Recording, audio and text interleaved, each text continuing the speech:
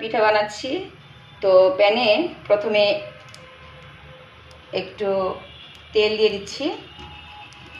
তেলটা একটু চারদিকে ছড়িয়ে দিচ্ছি একটু ব্রাশ করে।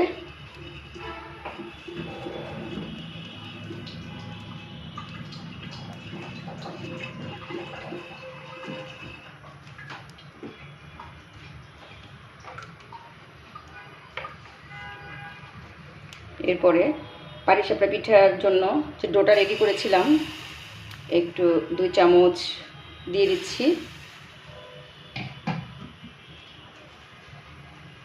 এবার ডোটা একটু চারদিকে ছড়িয়ে দিচ্ছি।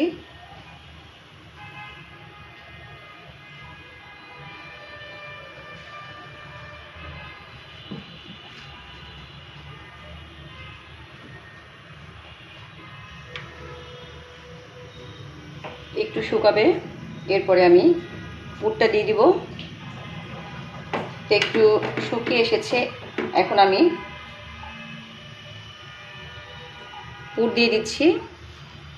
এই পুরটা আমি লিকুইড দুধ একদম ঘন করে চালের গুঁড়ি দিয়ে, নারকেল দিয়ে, খেজুরের গুড় দিয়ে খুব মজা করে পুরটা আমি বানিয়েছি। ভীষণ টেস্ট এই পুরটা। এখন আমি এটাকে তুলে ফেলবো।